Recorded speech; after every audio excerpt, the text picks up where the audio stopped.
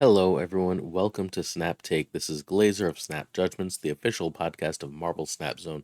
We've got a jam-packed show for you. We've got three brand new decks for you. We've got a Hela Infinity. We've got a King Koala Quake. We actually did the wrong one earlier when we did their Quake Infinity.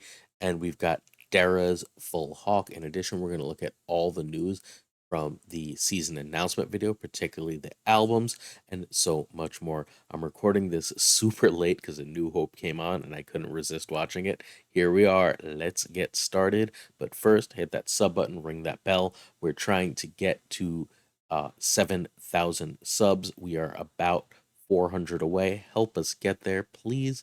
We'd appreciate it. We bring you a full show every single weekday and almost every Sunday.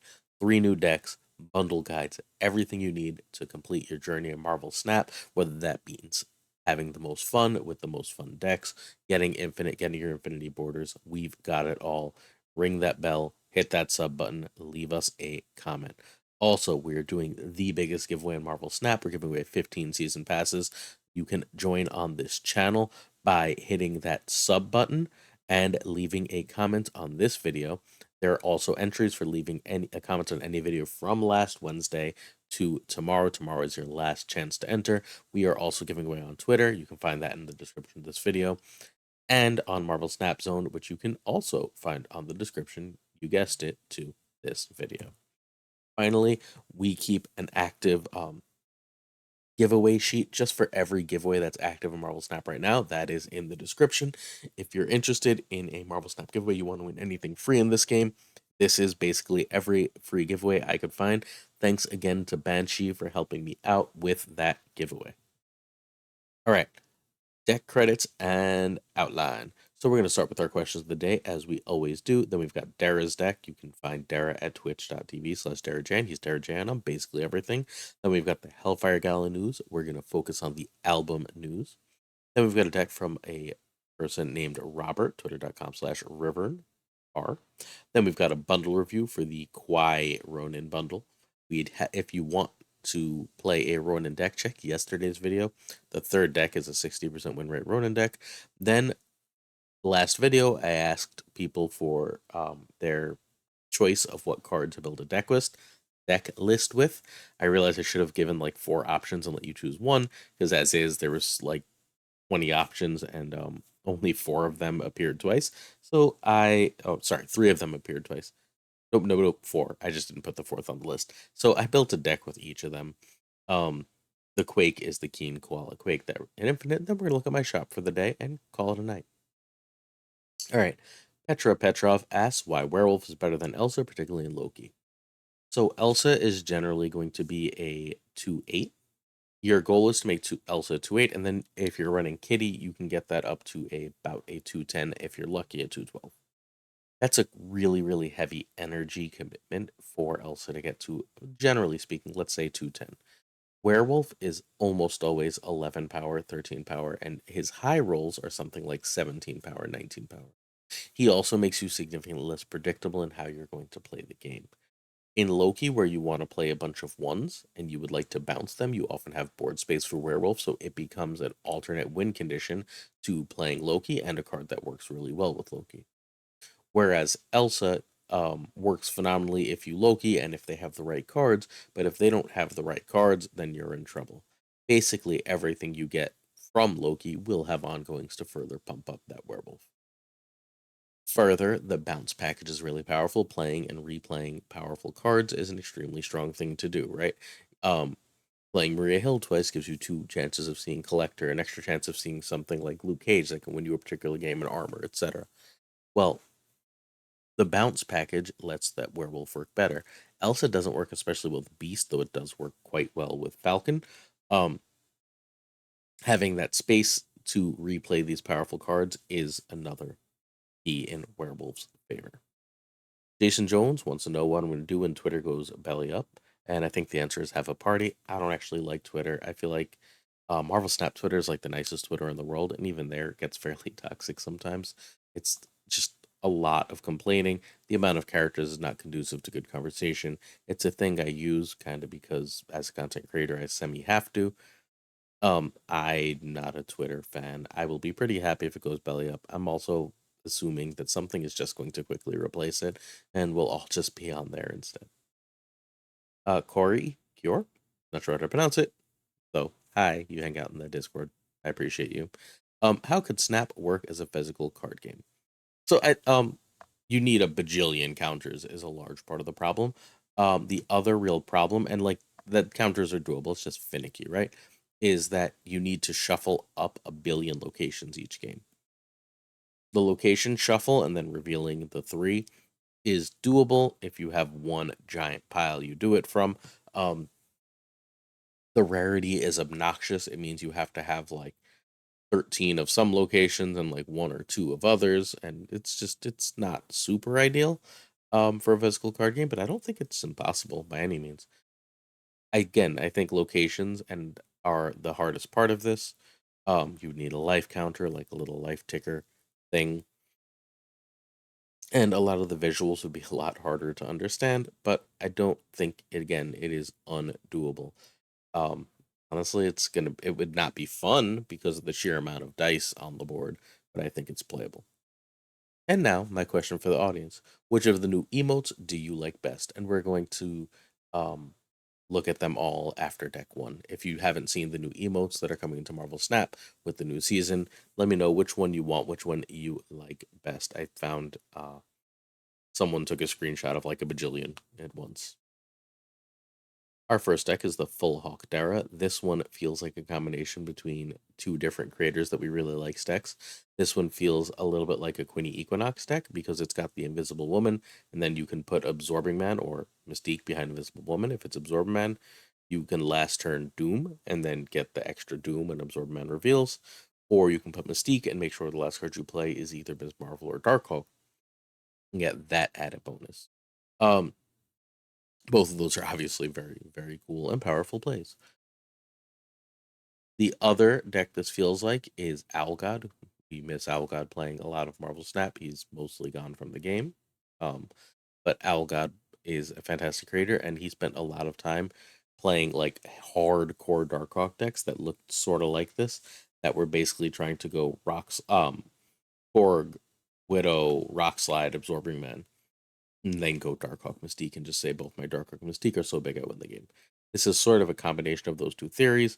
Dera has been dominating with it. It's a very, very, very powerful build, and if you can access it, you should probably give it a try. Zabu and Darkhawk are 100% needed.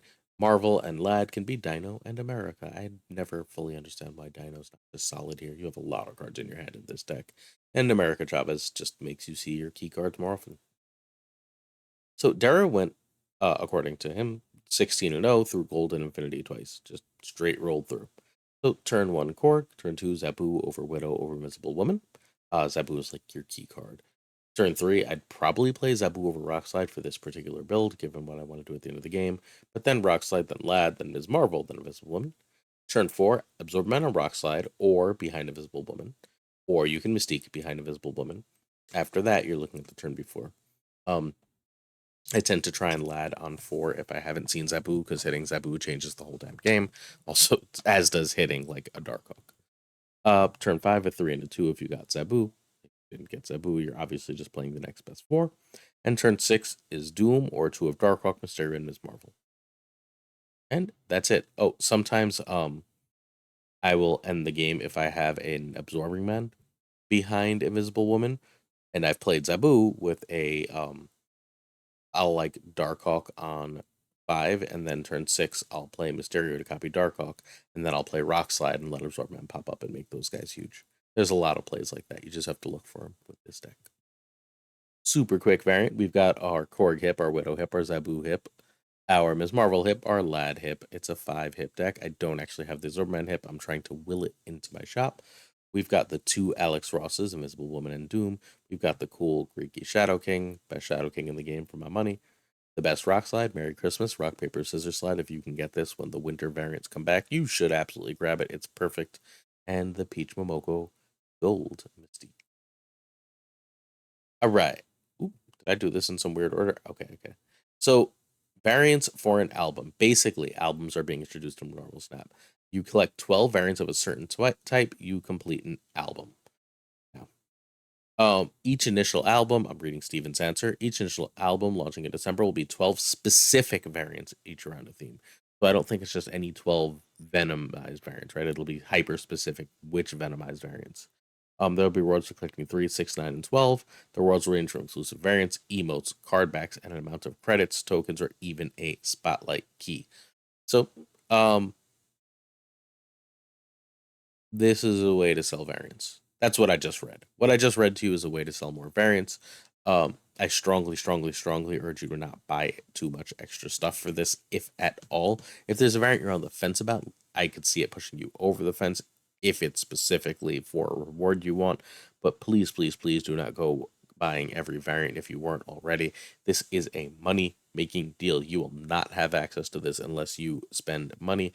I feel like I'm fairly likely whenever they include a hip album to have a hip album because I've got like 80 hips, but I've got like, and I've got a bunch of pixels, but who knows if I have 12, the specific 12, a bunch of baby, a bunch of chibi, and then like the other things I have the most of, I have like exactly 12 Peach Momokos and I have 8 of a lot of things. So, and like I whale out fairly hard. I have a variant for all but 6 cards in the game and everything but a pixel for 2 more. So like I don't know. Super Tech God's gonna really enjoy this since he has every variant in the game. But for most of us, I think that this is I don't want to say shady, but like damn close to shady way to get us to spend more. That there's specific variants, that it's not like any Venomized variant will work on this is a bit much. Luckily, though, most of these are extra rewards, right? They're not things you 100% need. All right. Each album, for example, Venomized Villains, will have unique cosmetic rewards. One of these will sometimes be a new emote. If you collect all 12 variants in the Venomized album, then you'll unlock a brand new Venom emote to flex with. 3 of the 4 albums were launched in December will each have an awesome new emote as a reward. So there's going to be new emotes in 3 of these. That's interesting, I guess. So the second someone emotes me, unless it's like hello and then a fist bump, you're getting muted anyway. So I don't know. These are of limited use to me, but like, hey, more emotes. Some people care. The next question is there's going to be they're going to be adding at least one new album for season, and previous month's albums never go anywhere. Albums are goals that will take a long time to complete. Okay, great. At least they're not going anywhere. So like if I collection track up myself until I get them, that's good. Um and here's all the variants. Sorry, there's going to be 4 put in December. And then here's the avatars that we see. We can see an Iron Man, a Jean Grey, a Jubilee, an Enchantress, a Sandman. That's a really good Sandman. Heimdall here is really good. Green Goblin, Leader, Magneto, Beast, Cosmo. That's a pretty damn good Cosmo.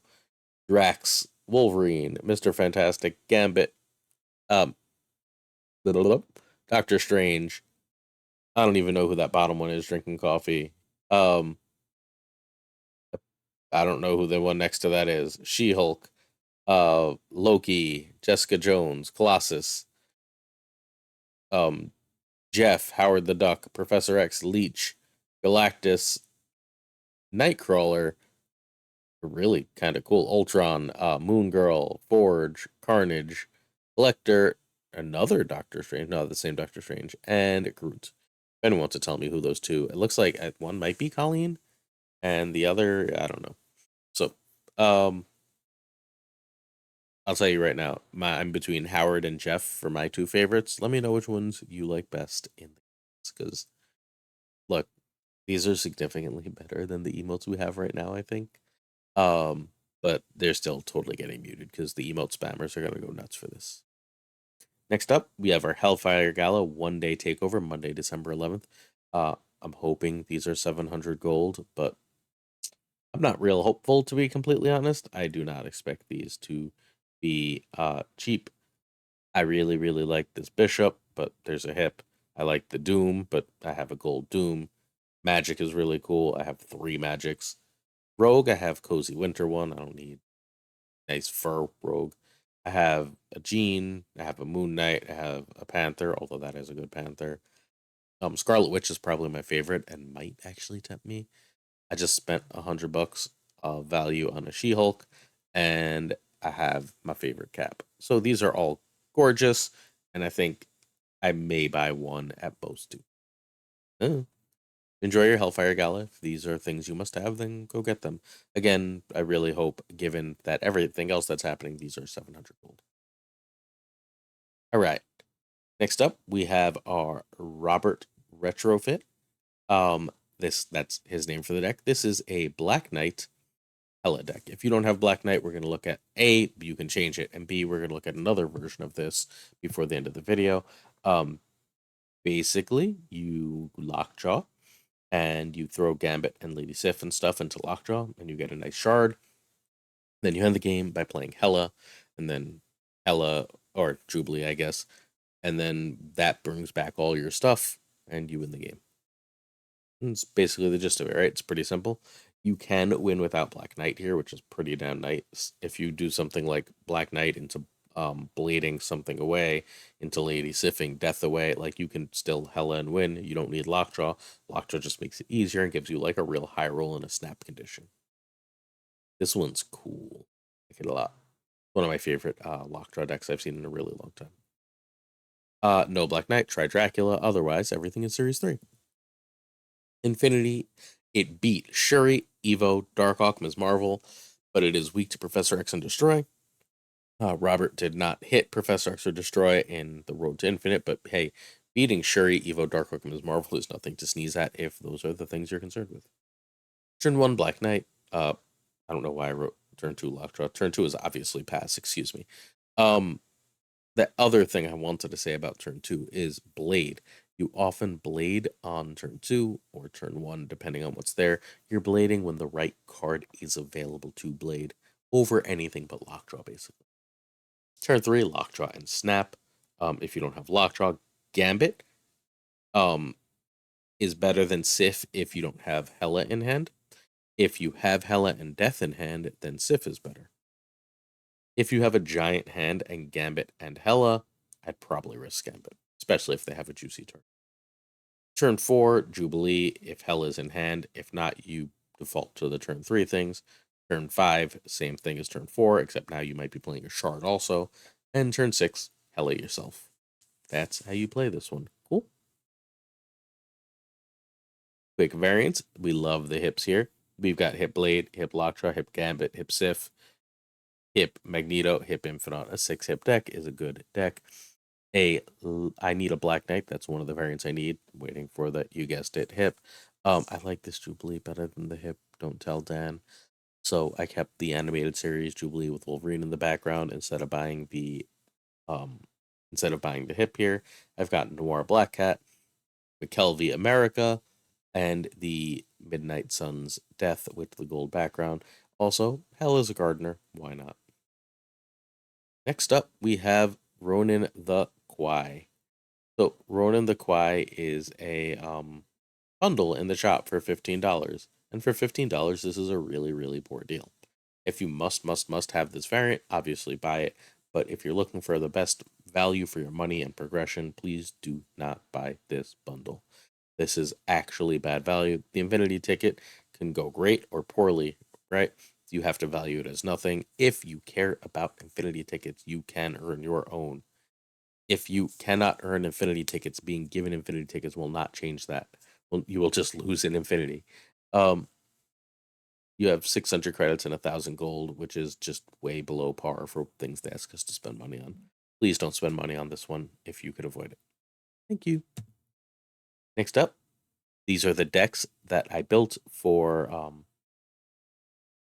These are the decks I built based on Friday's question, where I asked you what you'd like to see me build decks around. So I built a Strong Guy deck. This Strong Guy deck basically has two plans. It wants to get Strong Guy and Dokken out, and it would really, really, really like to oh no. I cut my Arnhem Zola. This is supposed to be a Zola deck. Zola would replace Snowguard, who is not necessary at all. So Zola should be Snowguard. I'm so sorry. Your goal here is to get Strong Guy out, get Dokken in his own lane, Zolan, Dokken, and then MODOK away everything. In the process, Collector and Swarm. If you get a bunch, that card gets really big and really cool. Sometimes you have to play your shards because you don't see Modok, and then you have Killmonger just for that. And that's the deck. Yeah, Snowguard becomes Arnim Zola. Sorry, I got so cute when I was trying to add all the cards I wanted. I accidentally must have clicked on the one I didn't want to remove. Zola is literally the only real important target for Ravona, although you don't hate having a one cost Morbius, excuse me, at all. Next up, we have Galactus. The card that I was asked to build with here was Kang. Um, so with America Chavez and Wave, I feel like there's a reasonably good chance of me getting Kang to thin my deck, and if I can get Kang to thin my deck, then this is stupidly powerful, right? If I go Wave and then I draw Kang, I've got an extra draw for Galactus.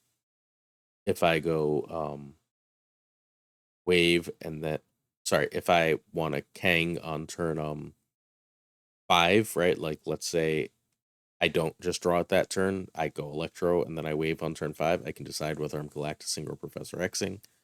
Um, I think that's got real value. Even if on turn 6, with like everything else, I'm just choosing between Orca and Alioth. That seems like, oh, they can't beat my Orca. Great, I'll just drop Orca there. Oh, wait, they need to compete here, or they do have Alioth. That Kang is extremely, extremely valuable in all these cases. I think this is actually just a good deck for Kang. Is it the best thing in the world? No, probably not. Galactus is in the best place, but this is as good a home as you're going to get right now.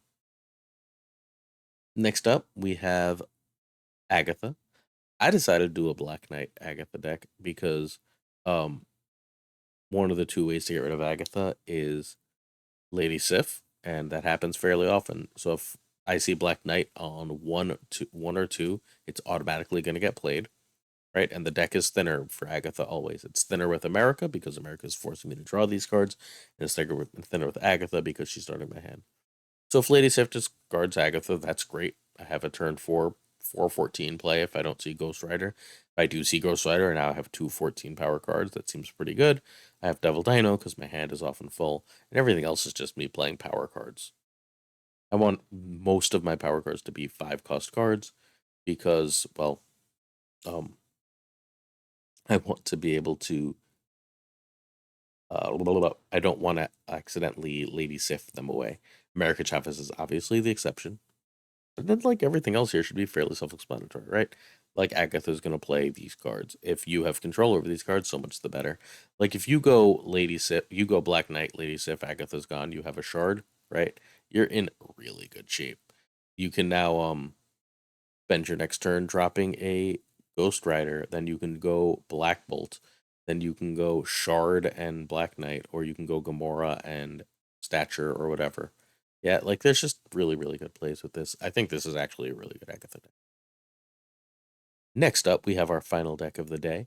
This is Keen Quake. Our friend Keen Koala hits Infinite every single season with a different Quake build. As you can see, since Ms. Marvel is in it, this is the build for this season. It is basically has like 5 win conditions. It can win through the like just Craven, Silk, Alioth, Doom, like Ms. Marvel, Werewolf. These are just powerful cards. It can win through just I play good cards. It can also win through Storm on 3, and then on 4, after they've committed to that lane, you Quake off that Storm, and then you let cards like Silk, Jeff, and Doom, and Ms. Marvel win that Storm lane, and they've overcommitted there. Um, You can win by the lovely turn 4 Storm into turn 5 Legion. That's actually really, really easy to pull off now because turn 3 now you have Werewolf to play, which is pretty freaking good. If you went Silk Werewolf, you know what I mean? Like Silk Werewolf Legion, you're in real, real good shape here. Just, yeah, good ways to win games of Marvel Snap. This is one of the most expensive decks ever featured here. It is Nico Series 5, Snowguard Series 4, Jeff Series 5, Silk Series 5, Werewolf Series 5, Ms. Marvel Season Pass, soon to be Series 5, Legion Series 4, Alioth Series 5. Really sorry. Don't even bother with this if you don't have like 80% of these cards. You can throw stuff like Nightcrawler in for Jeff or Silk, but now you're losing some real equity on that Storm thing. You don't super need Werewolf, but like he's really, really good. Spider-Man might be okay. Maybe. Um, Iceman for Nico, I guess, or Forge. Like losing Snow Guard really hurts. This is just it's really really hard to mess with this deck.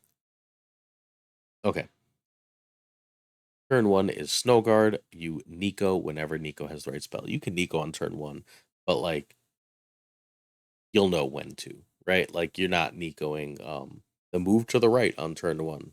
That just doesn't make any sense. So you just hold her if that's the case. Then you Snow Guard. Turn two, Craven's better than Jeff's, better than Silk, unless you're gonna looking to Storm on turn four. Then Silk goes to the top of the list.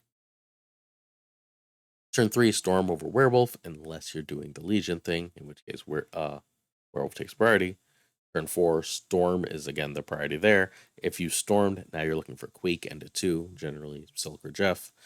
And if you don't do any of that, you're playing Ms. Marvel. Legion, if you stormed on four. If not, Ms. Marvel is usually the right play to win that storm lane. And then Alioth or Doom to close the game. All right. So, I don't want to talk about brands for this one. We got two hips. We got Legion and Alioth. I threw the Jacinto Ms. Marvel because I used the hip earlier. Spotlight, Snowguard, Spotlight, Jeff, Hip Jeff. Oh, I guess I got three hips because Hip Jeff. I decided to run a different Doom here. This is Baby Doom. Go with our mean Grimacy Cloud. I always run Venomized when I do Graven Silk. I really love this Quake. Midnight Sun's Nico. Gold, Beautiful Storm. Cool Werewolf. I want the hip when it comes out. That's that. All right, my shop for the day, and then we about to be out. My shop was fine. I couldn't resist the Sunspot the second time, so I sucked it up and did it. Um, I don't have any interest in Venomized Dagger. I don't care at all. But I bought the Sunspot because it's a hip and it's pretty. I like the Ryan Brown thing a little bit more than the Max Greek thing, but not enough more to buy it. I'd be happy if I opened it, but I'm not spending gold on it. December 26th, the hit Black Bolt comes out. I'm buying it. I know I just bought this other Black Bolt. They're both gorgeous. So I'm not buying the variant because I have others. And the last card I really considered is Swarm, but I just bought the hip even though I have the Dino made of bees. So I like Swarm's art a lot. I like the other two Swarms I have, so I don't need a third for any reason. And Kitty Colleen is nice, but like, doesn't look like my cat, so whatever. All right, that's it for today. I enjoyed A New Hope for the 7,000th time I've seen it, but now I'm tired, so I'm going to go to bed. Don't forget to like, don't forget to sub, don't forget to comment. We'll be back tomorrow morning with another Snap Take, and then I'm pretty sure Tuesday is going to require two videos because we got to cover the new season, we got to cover the new patch. Peace.